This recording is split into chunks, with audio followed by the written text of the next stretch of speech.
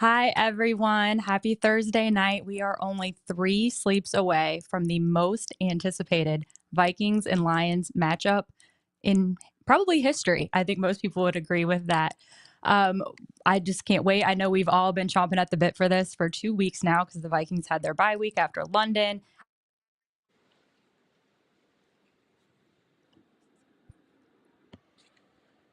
It's playing in my ears. Is that wrong? You're fine. Keep going. Oh, I can hear myself repeating back. It's like everything I just said is repeating. Oh, okay. Start over now. Yeah, go. Okay. All right. Okay, my whole track is repeating from before. Oh, okay. Good to keep messing me up. Okay. Hi, guys. Welcome back. I'm having some technical difficulties here, but thank you for joining Skoldiers and Spice. I'm Sally with the Vikings First and Second Network, and it's Thursday night. We are only 3 sleeps away from the Vikings and Lions' biggest matchup in NFL history of them squaring off. And I know we've all been waiting ever since. Just have to take these off because all I'm doing is rehearing myself. But yeah, biggest matchup. We've been waiting for it. We've had the bye week. The Vikings are back in London, hopefully a little bit healthier. However, a little more banged up than we would want. But as Vikings fans, look, throughout history, we've had it pretty rough. And I think we've always told ourselves, well, at least we're not Lions fans. Always wondered, what is it like to be a Lions fan? How do they get up in the morning on Sunday and do this year after year after year? So my guest tonight, Riley O'Brien of the Talkin Football Podcast, here, and we are going to chat all about the lifestyle of being Vikings fans, Lions fans, how we can relate to each other, and what this late October matchup means to both of us. So let's get into it.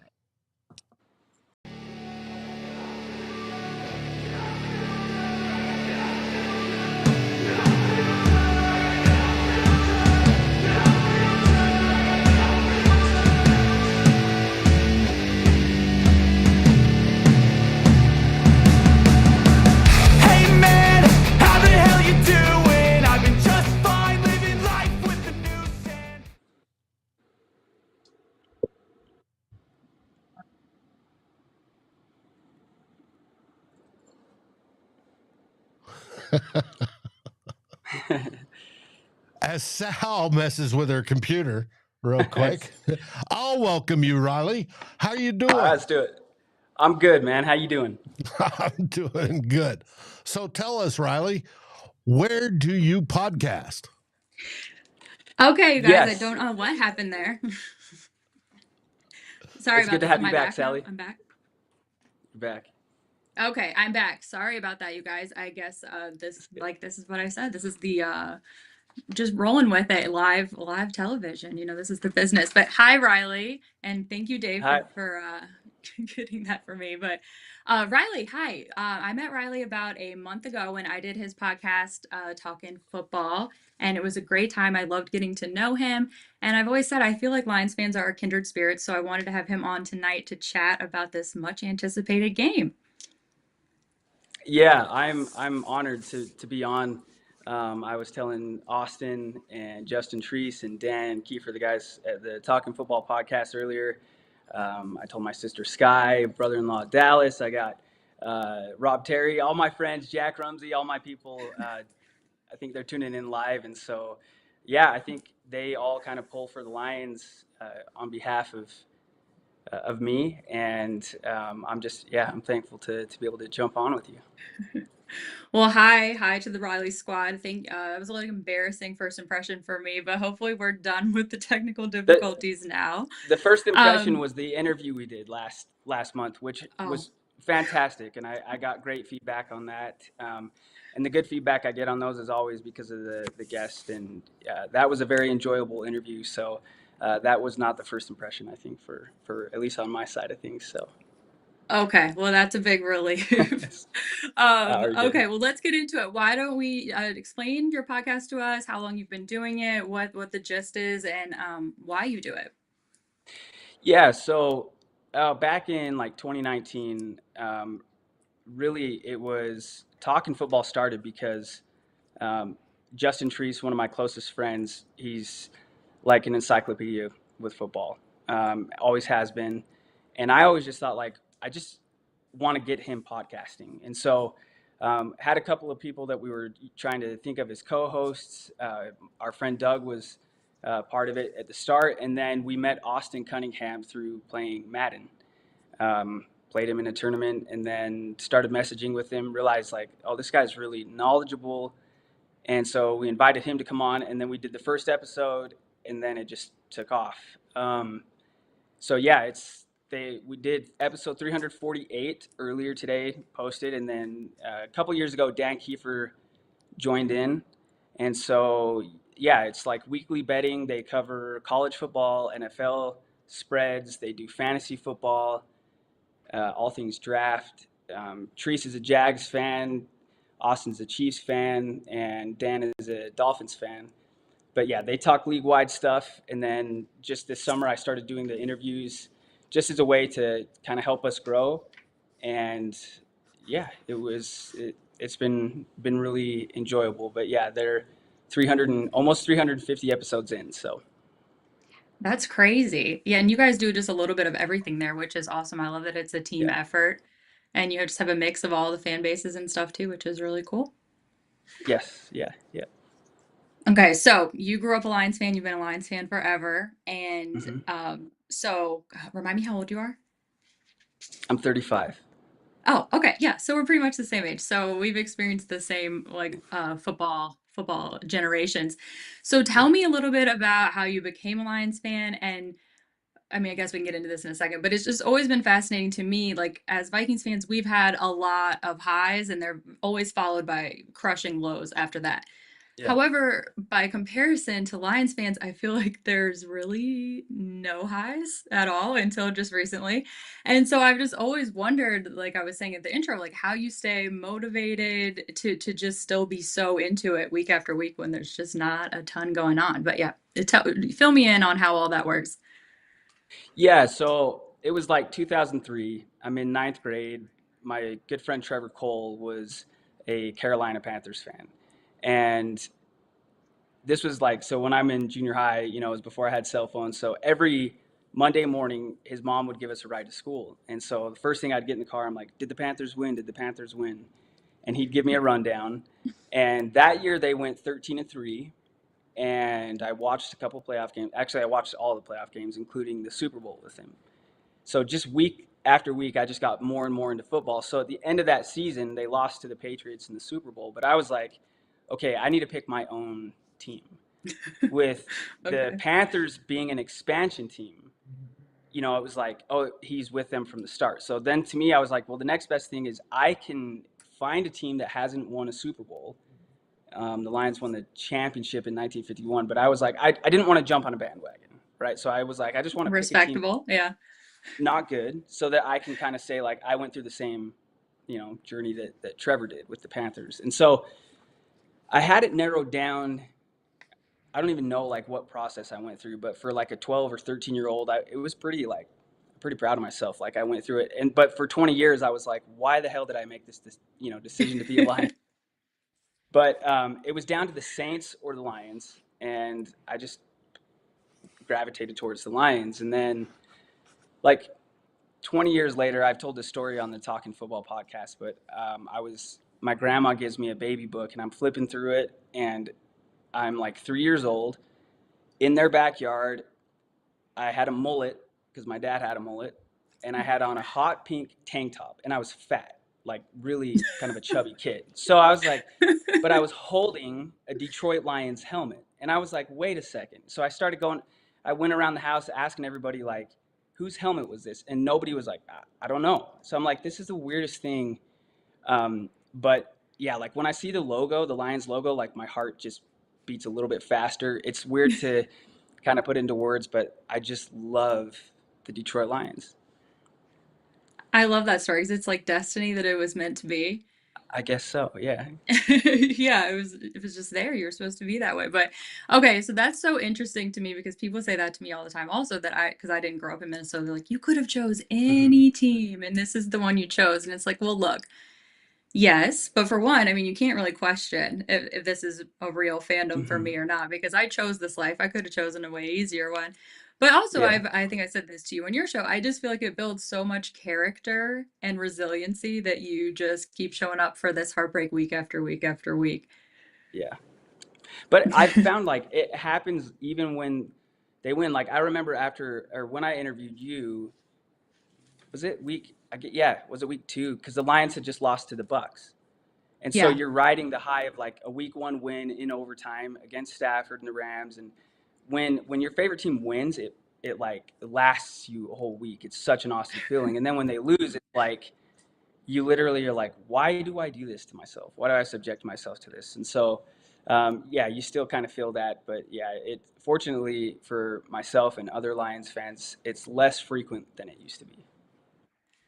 yeah, exactly. Hi, everyone. Thank you for everybody in the chat. You guys are great for being here.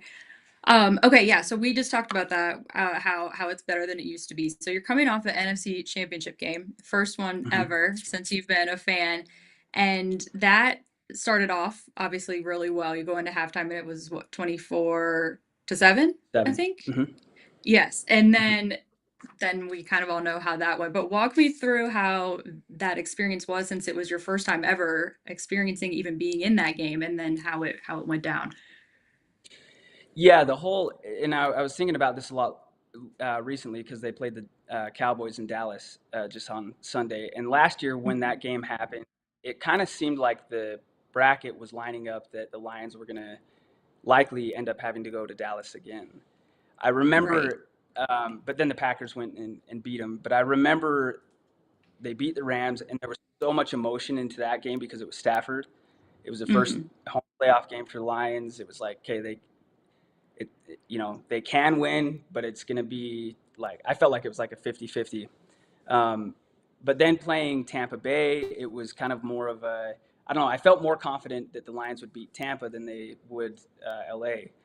So then it was just like cherry on the top. It was just a bonus every week. And then so going into the NFC Championship, um, it was it sucked for sure, losing the game, but I remember watching it and it felt like 30 minutes. Like it went so fast because it was pure euphoria, and I was still even like, even at halftime, I'm like, I'm not, I gotta see it to believe it. And then when it just kind of flipped, I don't know. I just had this feeling of like, I think it's okay you have to take steps. Like to go from like not having a playoff win from since 1991 to then jumping to the Super Bowl would have been sweet, but it wasn't as hard for me to accept that loss, as painful of a fashion as it took place in, just because I still felt like, you know what, that was a very successful season.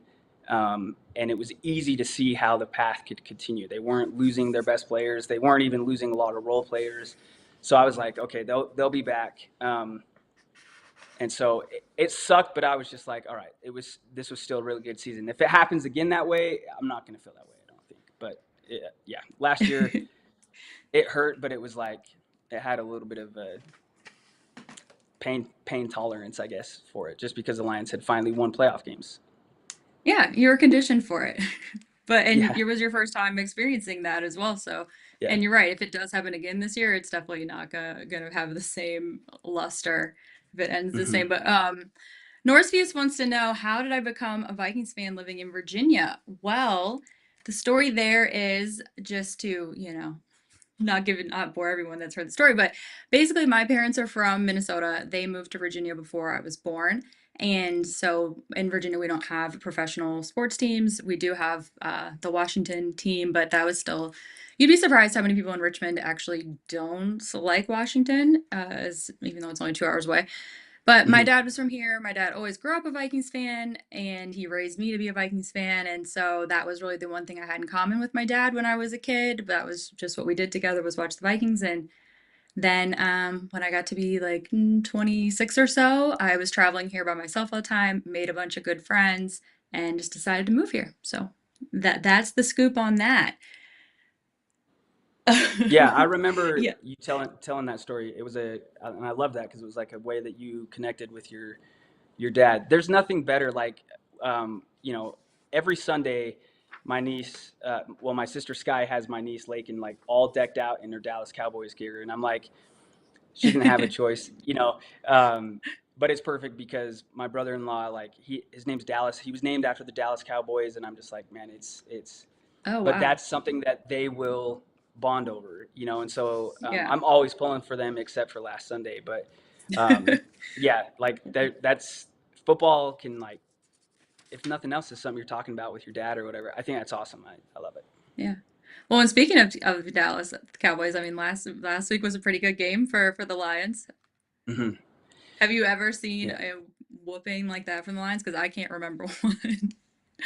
No, no, and there's so much hype and energy going into the game. My sister she ended up being sick, and I was like, this might be for the better. I hope she starts feeling better soon. But I'm like, this is going to be weird to like watch the game with them. I would have gone, but every like first down, everything, like I was like extra loud and extra energetic, and so I probably would have been pretty annoying. But it was just because of the way that the game ended last year, and then there was like, you know, the Lions or Detroit media was like, hey, is there going to be bad blood here? And of course Dan Campbell and, you know, the staff's like, no, it's just another game. But then the way that they went in and just like poured it on, yeah, they were hell bent on winning that game. Yeah. So it was crazy. And I remember Jameson gets a touchdown. I've got Jameson on my fantasy team. Sky, my sister, has Jameson on her team. And so it was just a pure elation of nothing excites me. And I hope one happens on this Sunday. Nothing excites me more than Jameson Williams' bomb touchdown. And that happened, and I was so elated. And then, like, on the next drive is when Hutchinson's injury happened. And so it kind of put a damper on it. So, but yeah, I've never seen dominance like that. Yeah. Yeah. Well, we'll get to Aiden in a minute because that is a devastating injury. But let's back up to where after the championship game, you said that it didn't upset you that much because you knew basically that the door was still open for this team. It would have been a huge jump for them to go to the Super Bowl already. We talk about in Minnesota all of the time about how when Kevin O'Connell got to town, how he completely revitalized this franchise from top to bottom. It's a completely new culture, from the coordinators to the training staff to, you know, support staff. It's a completely different vibe. Do you feel the same way about Dan Campbell? How did he change the Lions organization in your opinion? Yeah, well, first of all, I think Kevin O'Connell's a phenomenal coach. We talked about this before we started recording, but I'm like, I know, especially on a game week, there can be some bad blood between Vikings and Lions fans, but I think what Kevin O'Connell's doing in Minnesota, what they've done so far this year, it's just been awesome. Incredible story for them.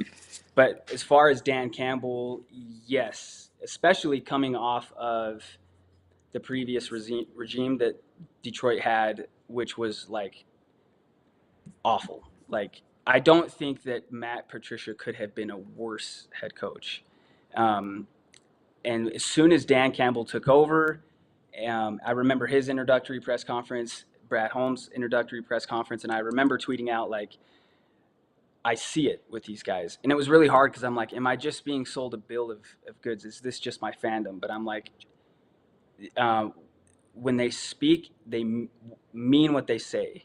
And I don't know, I think it's because Dan Campbell played there. There's a video of the first time he was taken into the facility.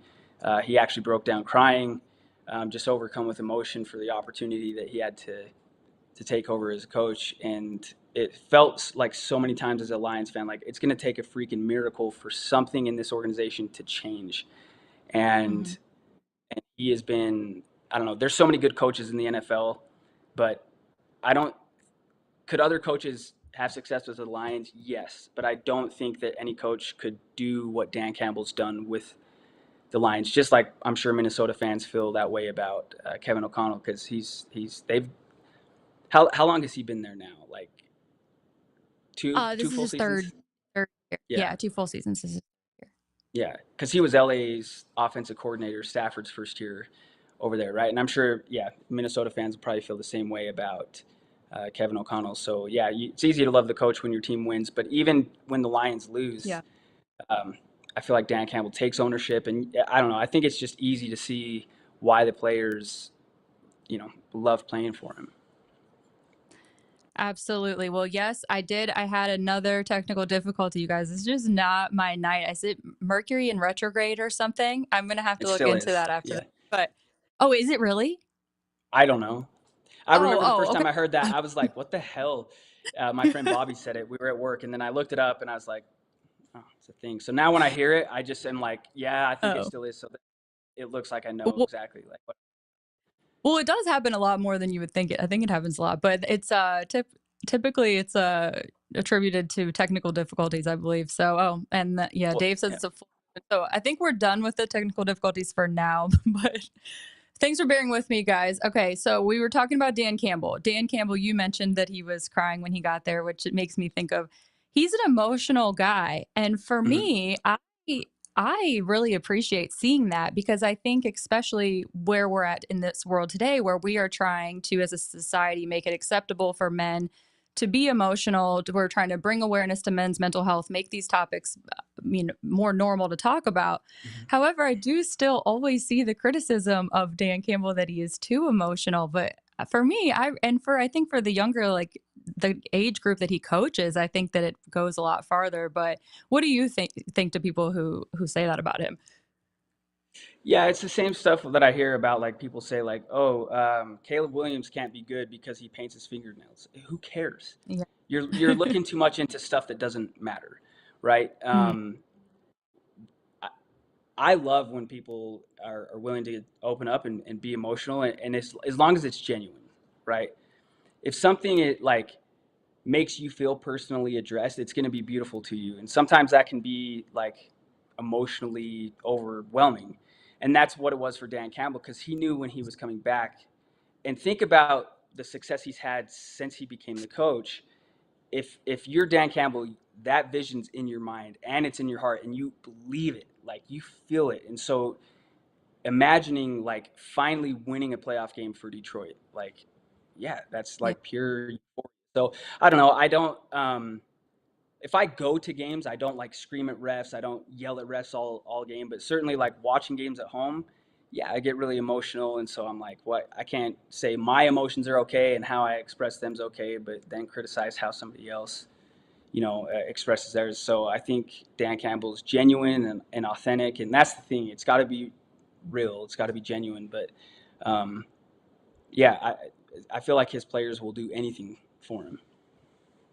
Yeah, I completely agree with you. That is a good point. Like we all do get emotional in different ways and about things that are Yeah, a lot yeah, more silly than, leading your football team to winning their first ever playoff game at yeah, home. I mean, that's obviously a huge deal. I think there'd be something wrong with you if you weren't emotional about that. yeah, yeah, But for sure. I want to stick with Dan Campbell since we're talking about him. He was pulling out a lot of trick plays against Dallas, and that's not something necessarily new for him. But I felt like we were seeing him trying it a little bit more frequently. I'm assuming because of the lead, and he also Mhm. does get criticism sometimes for how often his percentage of going for it on fourth down. How does the Lions fan base in general feel about these risks that he takes?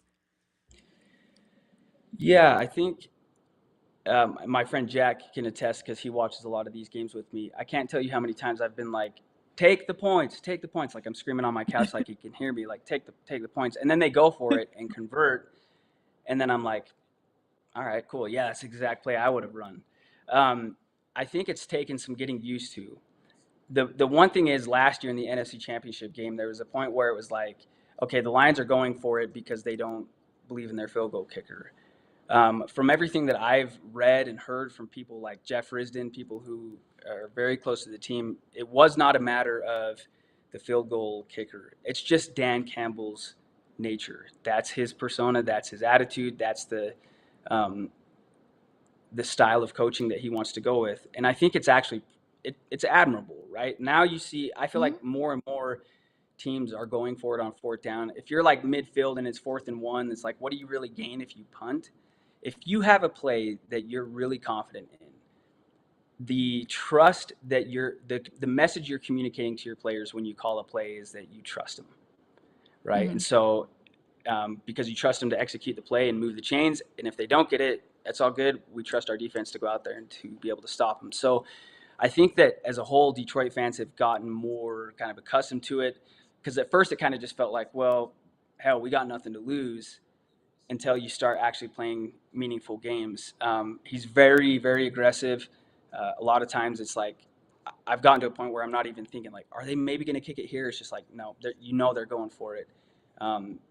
But they convert quite often, so it makes the games more fun to watch, honestly. Yeah, I would agree. I think just from an outsider, even if I didn't necessarily even wasn't very familiar with the Lions or didn't really, care about them, they weren't in my favorite team's division. They are so dynamic and interesting to watch because of those intangible things like Dan Campbell and what's he going to do? Is he going to play it safe this time or is he just going to do crazy, crazy stuff? Yeah, the one I remember last year especially was the game at the Chargers, where they were in a position where they could have kicked a field goal, probably could have made it, but then the Chargers would have had like 55 seconds, right? So they could have gone and easily gotten a field goal because the field goal was going to put them up 2 or whatever it was. And Dan Campbell goes for it. And I remember thinking, I'm telling Jack, I'm like, there's no way. They're just trying to get him to jump off sides. No, they snapped the ball and they went for it. They got it, and then they took a knee, so there was only like 5 seconds left, and then kicked the field goal. And I was just like, okay, like that's a mic drop moment. That's pretty cool. He's like, no, actually, I'm not even going to give Herbert. I'm not even going to, we're just going to call it here because we've got control. We're just going to go for it. That was a pretty exhilarating win, just because you didn't even give him a chance to, to respond. Right. So. Absolutely. Okay. Norsevius wants to know if I'm a fan of vino. And yes, I am a fan of vino. Thank you so much for asking. I prefer red, I would say. I don't really drink vino as much as I used to, though. I've been more on the seltzer train the last couple years. But, if you want to send me some Norsevius, you can definitely do that. Yeah.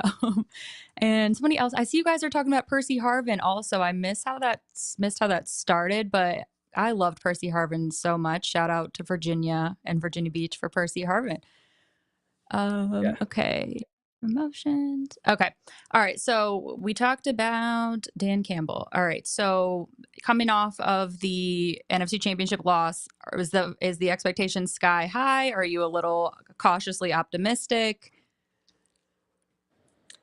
Yes. When it's So going through the off-season interviews that I did, a lot of the interviews I did for Talkin Football were people from the Lions kind of contingent, and I think to a person, all of us predicted that the division would be some combination of Lions, Packers at 1 and 2, Bears, and then we all had Vikings at 4. And I Yeah. look back at it and I'm like, I think we talked about it, right? Like, and I look back at it and I'm like, what was I missing? Why did I not see? I knew that, but nobody ever said like the Vikings are garbage. They're not going to be good. I don't know if it's just like this idea that it was going to be like, okay, they're turning to a rookie quarterback. Hell, even when I interviewed Thor, it was like, hey, Thor, when do you think McCarthy's going to take over for Darnold? It was like, I don't know, week 6 or 7 or, whatever. Don't quote me on that. It's out there. Thor's smarter than I am. So, but it was like, all of us had the Vikings at 4. So the expectations were higher, yes, again, because the Lions brought back all of the key players, kept both coordinators. They both stayed. So I'm like, I feel like the Lions got better over the offseason, even more so than like the San Francisco 49ers did. They're still a really good team, but the Lions are coming back. Now they have experience in the playoffs, and I thought that they improved top to bottom. That being said, I wasn't thinking that the NFC North was in the bag by any means. And the team that I thought would be 4th, Minnesota, is actually 1st. It's a brutal, brutal division. Whoever wins this division is like, you are going to have to earn the division. So, yeah, when the Lions won it last year, yeah, when you win it, you go back into the next season like, okay, this is ours to defend. I don't know how it's going to play out, but yes, do I expect, even losing Hutchinson, do I think that the Lions can get back there? Yes. Do I expect them to? I do. I think it's going to? Not at all. Not at all. And it starts on Sunday. Yeah, this division is insane. I know that even the Bears record, it's just so crazy how tight it is. I mean, it's the best division in the NFL. Yes, it is. What's happening? And the Bears are like, I know recently Williams has played better, and then there's some people say like, oh, they're not playing anybody. Like, no, he's a very talented player. They have talent. Like, I don't know. Any one of these teams could win the division. Yeah, And I that's not haven't true. watched. Like most divisions have teams that you're like one or two, they might, three maybe, but there's always every division has a team where you're like they're not winning it no matter what. NFC North is not like that. Like the Lions for the last like 50 years until now. Like the Lions have been for the last 50 years. Yeah.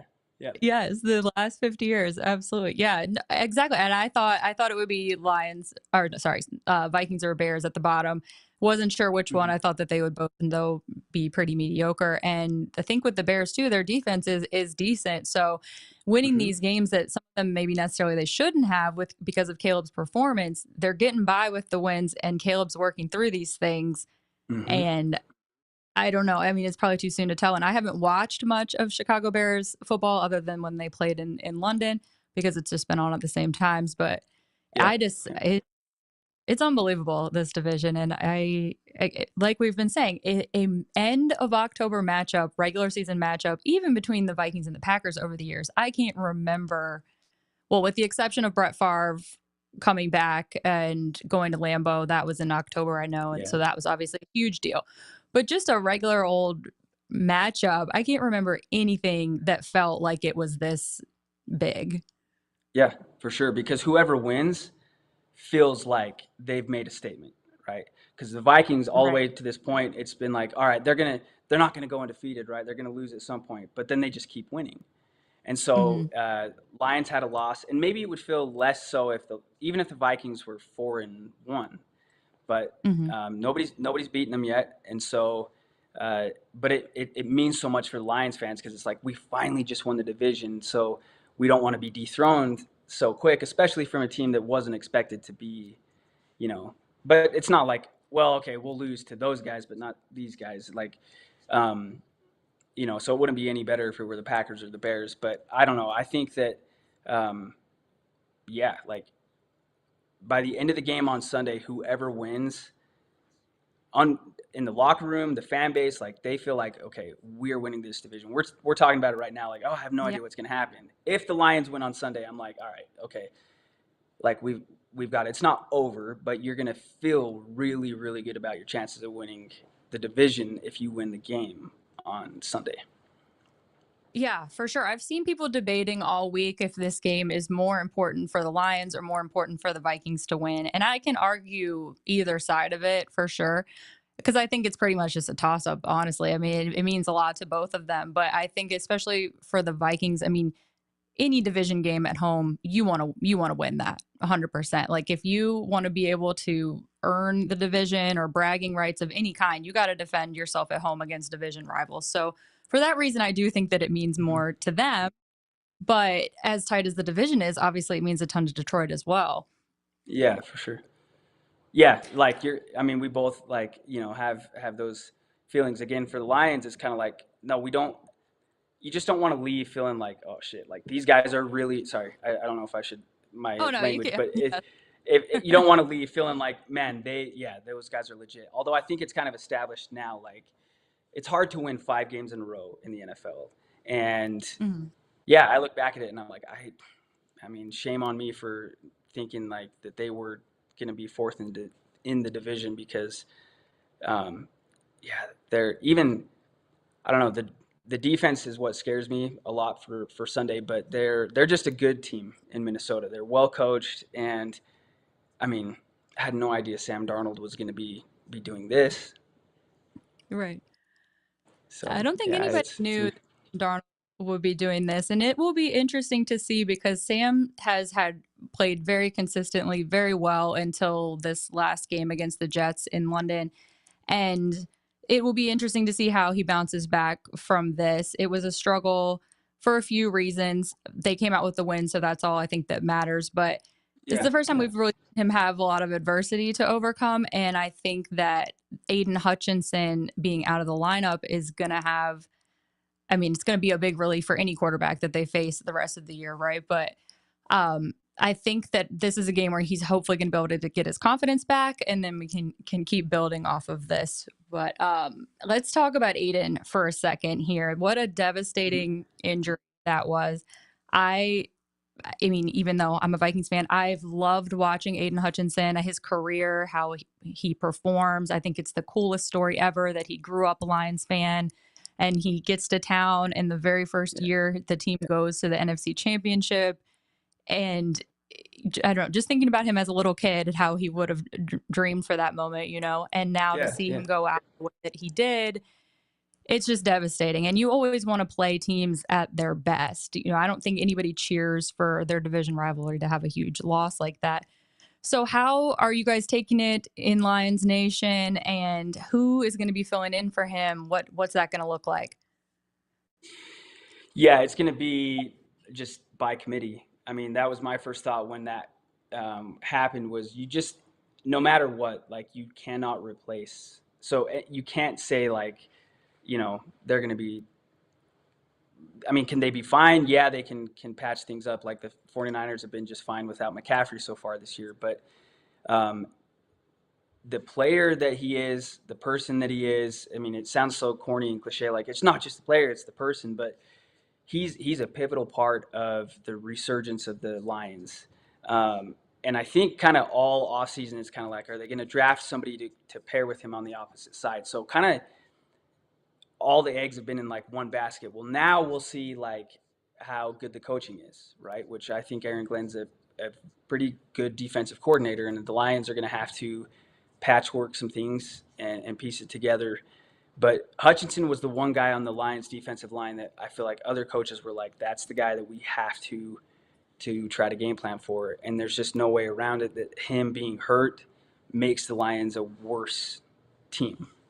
Yeah, that was brutal. I still woke up Monday and I felt like, I don't know, I felt like a death in the family or something. It's so funny how football does that to us, because I don't even know him personally. He has no idea who I am, but I'm like, man, that just sucks to see that injury. And but yeah, they're gonna have to just rally together as a team and try to pick up the broken pieces. Dave, I see you saying Davenport was signed. Are we talking about former Vikings legend Marcus Davenport? Marcus Davenport. Yeah, when I interviewed Mike Payton from A to Z Sports, he was like pretty high on Davenport and what he'd do. But I think Vikings fan to be like, yeah, good luck with that. Like, he was pretty dang good the first couple games, but he's out too. And Josh Pecco's out. So the Lions have had some season-ending injuries, like multiple along the defensive line already. And the secondary is pretty banged up as well, right? Yeah, and I think that's going to be a key for Sunday. Kirby Joseph and Brian Branch are, I feel like, as good a duo of defensive backs in the NFL as you'll find. I saw one of the commenters saying something about Terrion Arnold going to have a long day. He probably will. You're guarding, not necessarily that they're going to have him defend Jefferson one-on-one all game, but that's the best receiver in the NFL. And Arnold has been good with staying with receivers so far, but he's got so many penalties thrown on him because he's been too handsy. And yeah, so it's I think health-wise they're pretty good. Carlton Davis should be good.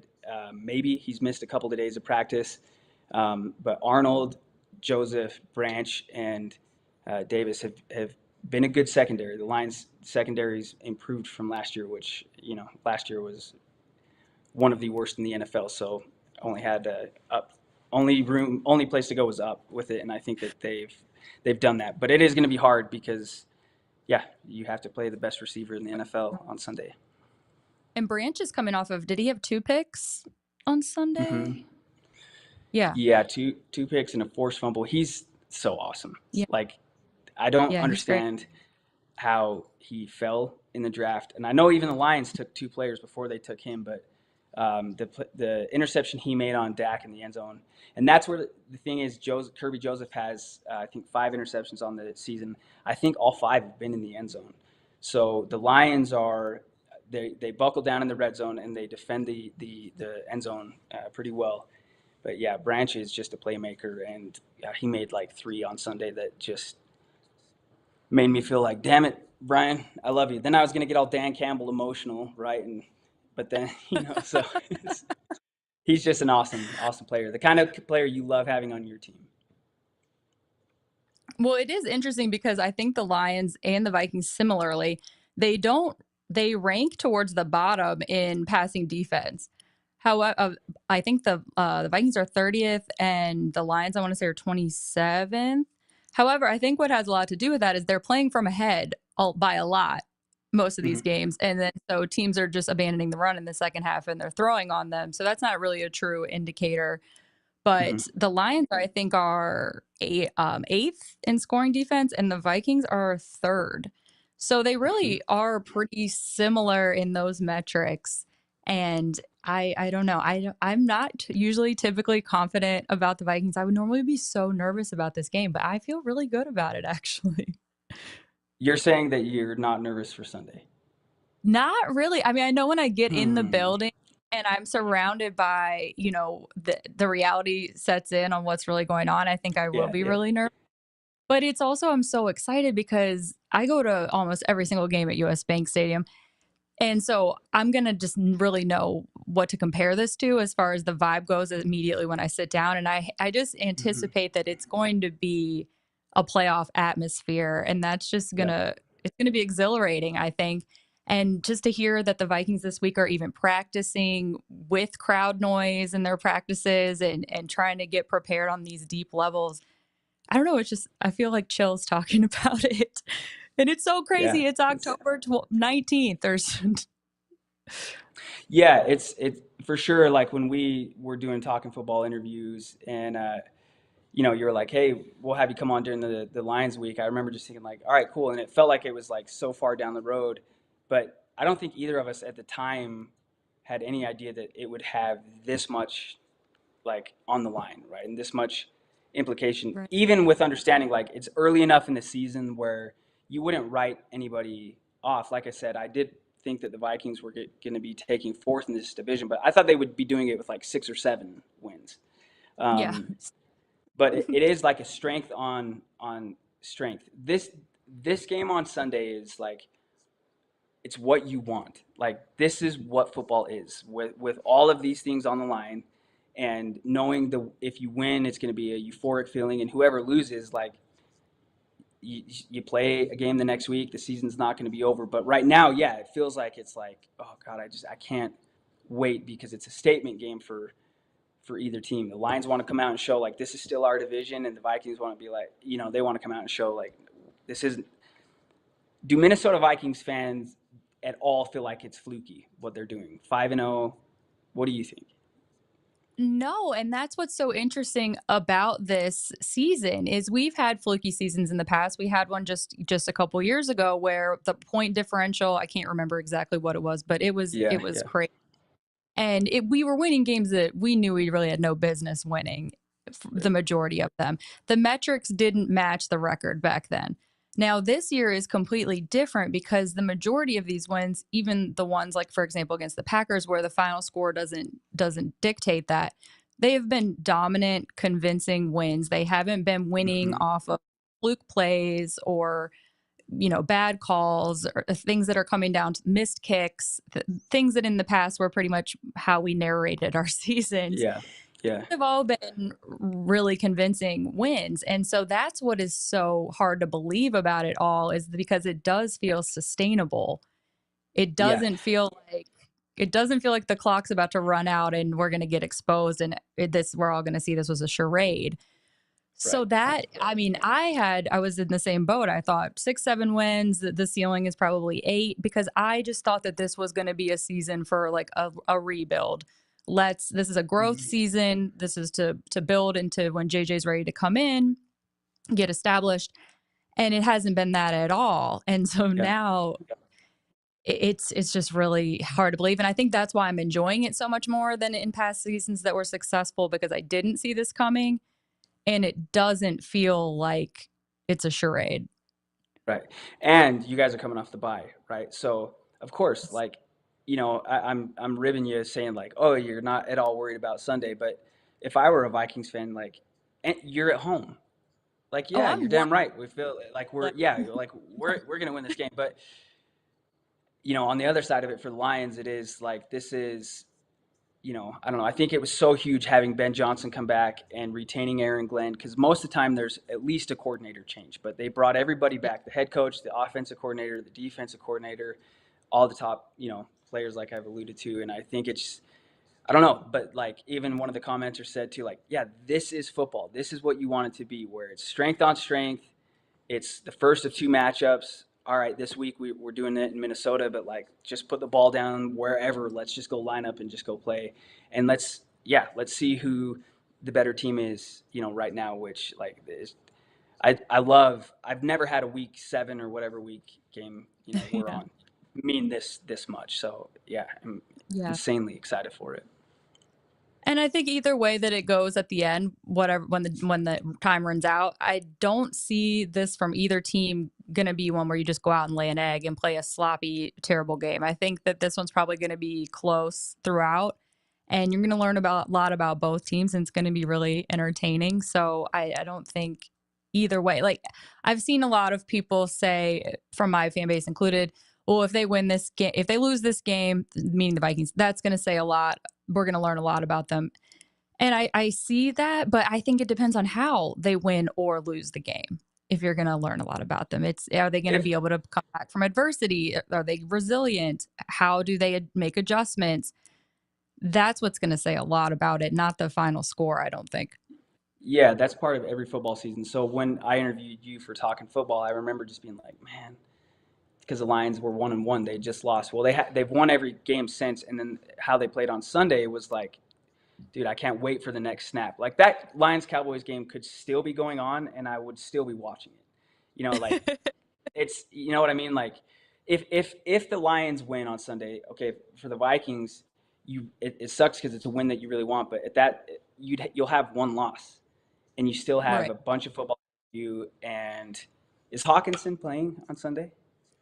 I don't think they've officially said, but the feeling is that he will not be playing on Sunday, and they'll save him for the following week because they play a Thursday. So that would be a Okay. really short Yeah. week for him to come back on that week. Yeah, but you're We'll getting come one of the back to best that. tight ends coming back. Yeah, I don't Mhm. know. I feel like no matter what happens Sunday and then what happens between, because I don't think they play again until, like, is it last game The of the last season? week, One of the 18, yeah, yes. yep. That game might mean a ton too. It might mean even more than this one does. Yeah, it could. That would be crazy. I've always complained, my friend Dustin Baker could tell you this. I have complained year after year after year after year after year because when they started making the schedule so that the last game was always a division matchup, for how I should have looked this up, but for however long, it was always, always, always that the Vikings had the Bears or the Packers. Mm-hmm. They never got the Lions ever, ever. Yeah. And then now the last at least 2 years in a row, it's been the Lions, maybe even 3. I just feel like, really, now that they're good, this Yeah. is who we get Yeah. stuck with week every Yeah. time. But all That's right, just well, life, right? So right. Probably should wrap it up because I've taken up a lot of your time. But something I really do want to know that I didn't ask earlier: what is it like being a Lions fan and never ever having primetime games? Or, like, the only national televised game that you really had as a fan would be the Thanksgiving game. And mm-hmm. now I think they're nationally televised almost half of their games. Yeah. What is it like to go from just being like the fan of the laughingstock of the league to like the media darling that everybody, it's their favorite for all of the analysts and they have them on primetime all the time? What is that like? Yeah, it's pretty surreal because, like, getting on and seeing, like, power rankings and seeing the Lions at the top or right up there, the top 3 or 4. It's just something that, like, as recently as even 3 years ago, it felt like it just wasn't even in the realm of possibility. And there are teams, I know the Jags are one of them, that, like, until you start winning, you don't get those games. And so it's a very Right. realistic thing that the Lions could, still have well been in that position. And I just remember all those years where with Stafford, I was like, it's so weird because I'm like, I swear, I remember I used to get grief all the time because I'm like, I feel like this dude is as talented as Aaron Rodgers. And people are like, oh, Mm-hmm. you're crazy. And I'm like, okay, Rodgers is phenomenal. Like Green Bay Aaron Rodgers was a god. I get it. But I'm like, I swear Stafford could be at that level if he was on that team. But the Lions were never in like the primetime spots. And so anyway, then he goes and wins one with LA his first year. And I'm like, okay, I felt a little bit vindicated in that sense. But what is that? Not to cut you off, but what does that feel like when you're, because what was he there, 11 years? 9 years? Like 12 years. Yeah. 12, okay. I think 12 years. Yeah. What does it feel like when he leaves town and then he goes and wins the Super Bowl? Well, I was really happy for him. I went to the NFC Championship game at SoFi. Cool. Stafford will always be my favorite player. Like that dude made me love football even deeper. And it's funny because Jared Goff's coming off like back-to-back, like 158 quarterback rating weeks. I love Jared Goff. Like I respect so much when you really look at what the hand he was dealt to go to Detroit and how he's responded. I think it's amazing, but it's just different. Like I love Jared Goff, but he's not the guy that Stafford was for me. So, but I was really, really happy for Stafford. But yeah, of course it felt like one season. Like you go out the door and you do it your first season. But since then, like that's the thing. 1 year of like successful football, like last year, undoes like 10 years of pain for the Lions fans. And so, and especially that they happen to beat Stafford in the process. I think now, the Lions need to win a Super Bowl at some point, but I think it's a pretty close to a win-win trade. But I'm sure a lot of Lions fans were embarrassed or bitter about it. I wasn't, just because I love Stafford so much. But yeah, I think that now, like seeing him in the spotlight, I mean, it's cool. It's awesome. And for me, I'm like, if they play on Monday night, on Sunday, I'm like, I wish they played today. But then on Monday, when I get home from work, I'm like, God, this is perfect. So it's just, you're going to play whenever you're going to play, whether it's the Sunday night game or, I've always loved the Thanksgiving games. I would love for them to finally win the damn game again this year, because they haven't done it in like 6 years. And so I always go to Thanksgiving dinner like upset, and I'm like, I need to stop doing this. Okay, well, the Lions need to win. So the Bears. So the Bears. Oh my gosh. Yeah. Now that's going to mean a lot also. Yeah. Wow. Right. So it's going to be intense, but yeah, no, it's been so cool for the Lions to finally kind of be on the limelight, because you have to earn it. And yeah, Lions fans are really loud and noisy, because it's like, finally, like you talk your shit when you have a chance to do it, because that's like, you never know when you're going to be there again. But I know for me too, it's like, okay, like you still haven't won a Super Bowl, right? So you still have to, there's still work left to do. You still have to prove more. But I don't know, it is cool seeing people be more and more annoyed by Lions fans, because it's like, oh, these guys think they're good. Yeah, because they are good. So It's a long time coming, but yeah, it's football fandom for me and other Detroit Lions fans right now is pretty freaking good, and it's made years of pain that much more bearable. So. Yeah, with the Stafford thing, I can't even compare it to anything, because as Vikings fans, we have drafted quarterbacks in the first round before. However, they've never made it more than a couple years with us. So I can't imagine having one for over a decade and seeing them not be set up for success, not being surrounded by the tools. You can see that Matt Stafford has all of the attributes, all of the skills to be a player quarterback. But whether it's, dysfunction in the franchise, in the front office, or it's bad decisions made on draft picks and et cetera, free agency decisions, it just never happens. I can't imagine just watching the frustration as a fan to see that. And then, you kind of do start to wonder, well, is some of this Stafford, is it not? I don't know about you specifically, but I know I had seen just discourse on Twitter and stuff about people just ready to move on from him. And then he goes somewhere else and he just wins. And I would be the same. I'd be, of course, happy for him, but I'd be so frustrated with my own franchise. Like, what? See? Yeah. You're the problem here.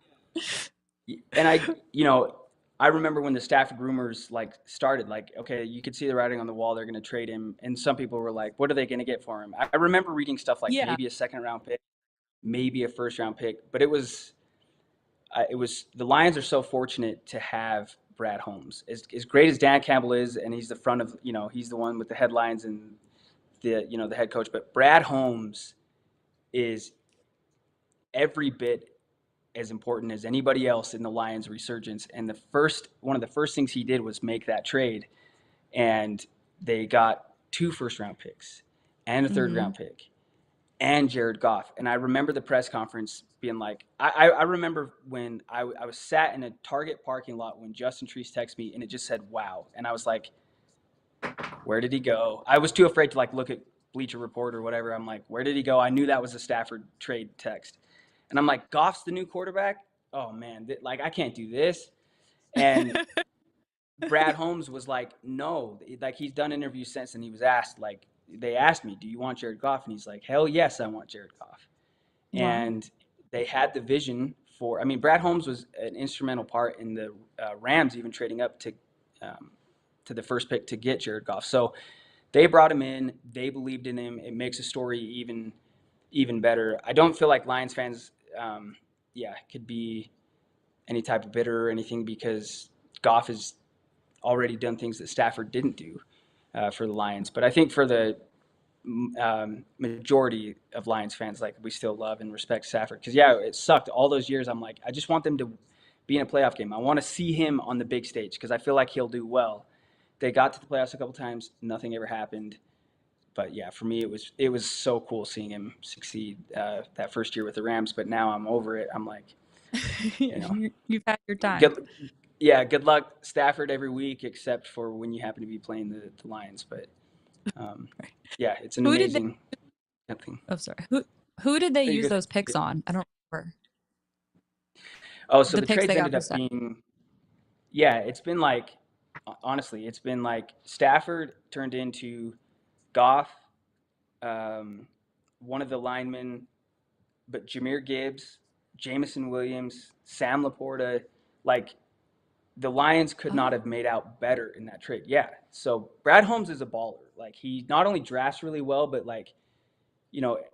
he's got a few things that you're a little questionable on, but no, the Stafford trade turned into, I think, even Ifeatu Melifonwu, one of the defensive backs, Josh Paschal, Sam Laporta, Jameson Williams, Jahmyr Gibbs, and then you also have a franchise quarterback from it. So the Rams got their Super Bowl, and it's as close to a win-win trade as I think you're ever going to see in the NFL or any professional sports league.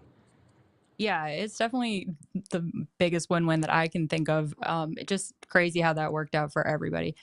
Okay, I want to mention Norsefius brought up, and I forgot about this, that Dan Campbell was on the 2009 New Orleans Saints Bounty Gate team.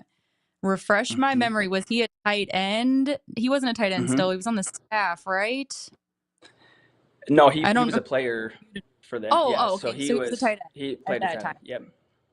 Okay. Yeah, I forgot about that. But see, I don't know if we can hold that against him, you guys, because tight ends aren't doing anything in the defensive room. I don't think he was getting any coins off of that. But I understand that's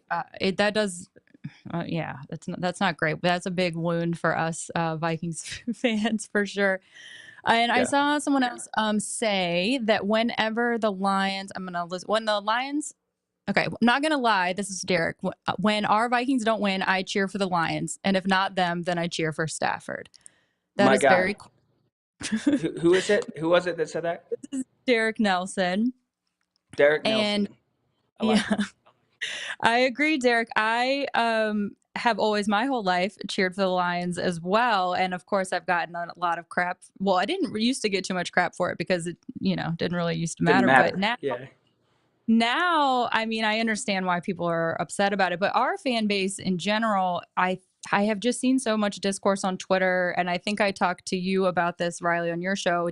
You weren't even aware of it, that last year there was a sign that a fan made in the NFC Championship game. And it was mentioning, Dan Campbell's famous quote and some injuries that had happened. And so my fan base is still our fan base, the Vikings fan base, still very upset about this sign. I've seen it all over Twitter the last couple of days.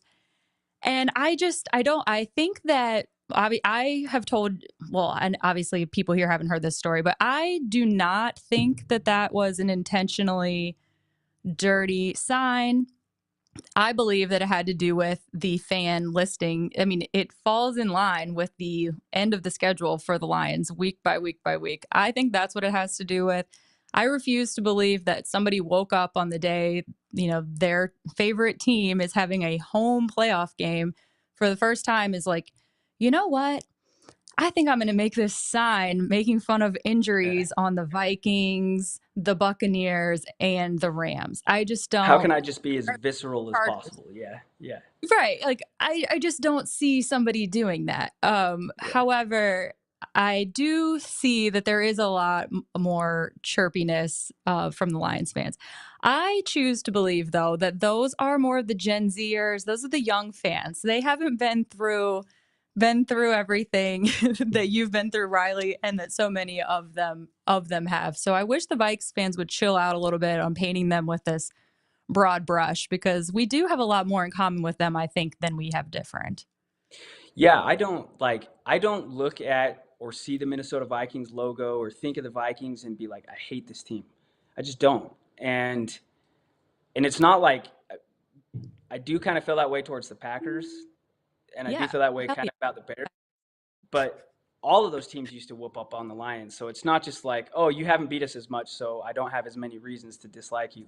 I don't know. I like the Vikings jerseys. I love the color scheme. I love the stadium. We talked about that. Like, that place is beautiful. I think it's maybe the best in the NFL. I haven't been to all of them, but yeah, I think that I'm looking forward to the game on Sunday. I just feel like you're talking about like who's got more at stake. I feel like for the Lions, it is a little bit of like, okay, if they beat you, now you have 2 losses. You're 2 losses behind in the win-loss column.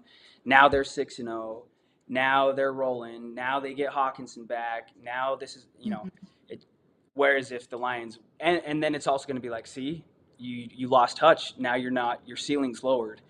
And yeah, all that stuff is just flip it the other way around if the Lions win and you're feeling on cloud 9. But I saw something earlier today. Somebody was like calling Dan Campbell classless because it wasn't just like a person on Twitter. It was somebody that Chris Christie went on some radio show and was calling him classless because of how they played against Dallas. It's like, dude, it's football. Like, it's all like between the lines. Yeah, like running up the score, and he's like, oh, he's just, he's classless, and he's like, if they were mad at you shouldn't have been mad at the Cowboys because it was from that 2-point conversion last year that was taken away.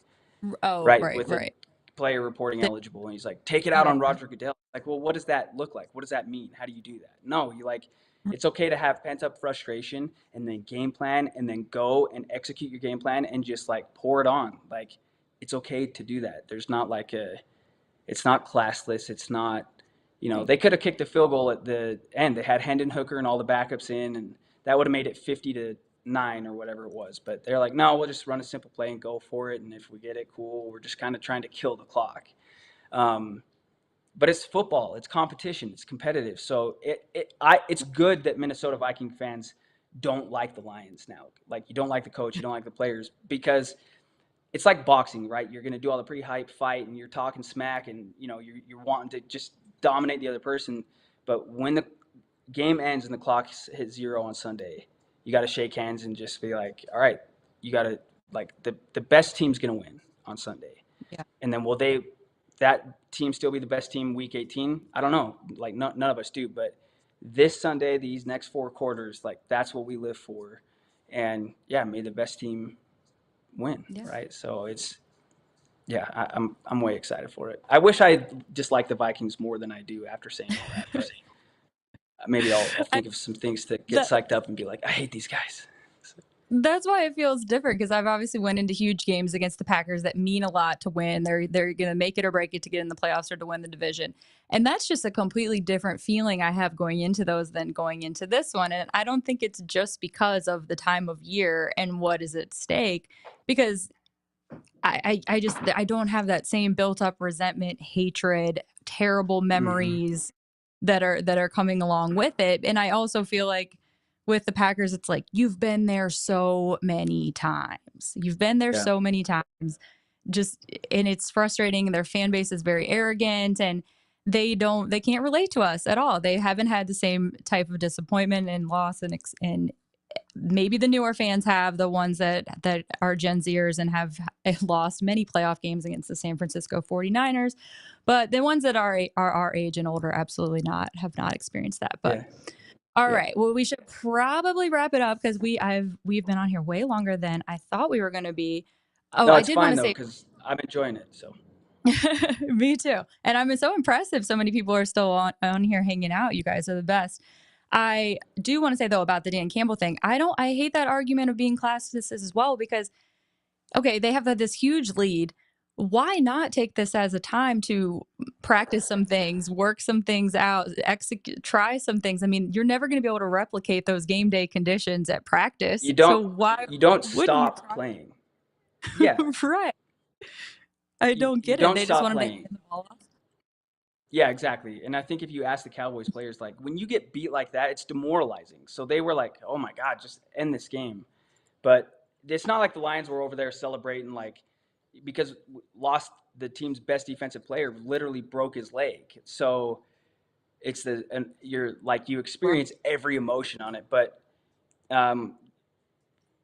yeah, I did have a little bit of that fear of being like, don't empty the chamber of all your emotions so that you're spent next week, because next week's against the Minnesota Vikings. But that's where Dan Campbell, that's where he makes his money. And that's where the coaching staff makes their money, to recharge and reload and get back in the mindset, because it's not a secret what's at stake on Sunday. And I love that this game is in Minnesota. I feel like the Lions will win on Sunday. And I kind of feel like if the game was at Ford Field, I would be less sure about that. Even though the Lions have gotten better at home, but I just feel like I like this. I like that the team gets to go on the road, the whole us against the world thing. But I know it's going to be loud. I know Vikings fans, you're coming off a bye.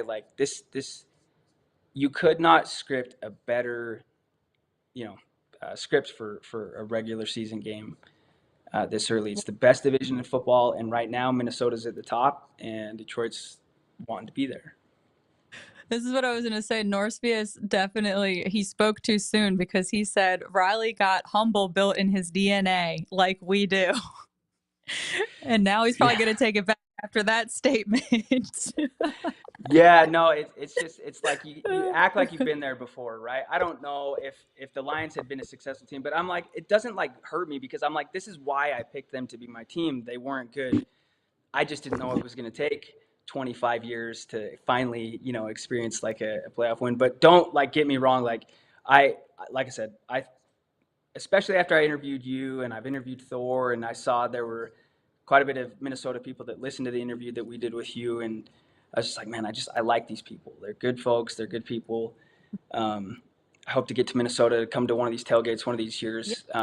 It's all friendship. It's all love. It's at the end of the game, may the best team win, and then we just, go about it. But yeah, don't get me wrong. I really, really, really want this win on Sunday. Yeah. Well, you guys, Dolly wanted to come out and say goodnight. She wasn't getting enough attention. She hasn't been on the show in a couple weeks, so she had to make her presence be known. All right, well, Riley, thank you so much for joining me. Tell everybody where they can find Talkin Football. Yeah, it's we're at Talkin_Football, and I'm Riley L. O'Brien on Twitter, and then be sure to follow Dan Kiefer and Austin Cunningham and Justin Treese, some of the best football minds out there. We'd love to have you guys listen to our podcast. I couldn't be happier to do a podcast with the guys that I do Talkin Football with. And so, yeah, I think every place you can get your podcast, we're there. And yeah, I'm thankful so much, Sally, to be able to come on to your show. Yeah. Well, you're picking the Lions. I'm picking the Vikings. And we'll probably have to Wouldn't rehash expect this. anything different. Yeah. I mean, this is different for me to be picking the Vikings every week. But it feels right. It doesn't feel uncomfortable. So I'm just going to roll with it. And yeah, we'll have to reconnect for week 18, because it might be an even bigger game than this one. So I can't wait. All right, I'm thank you so guys. excited. Thank you so much for listening to Skoldiers and Spice on Vikings First and SKOL Network. Thank you for, putting up with all my little difficulties early on. You guys are the best, and thanks for being so fun in the chat. I will see you guys when the Minnesota Vikings are 6-0 next week. 5-1. SKOL.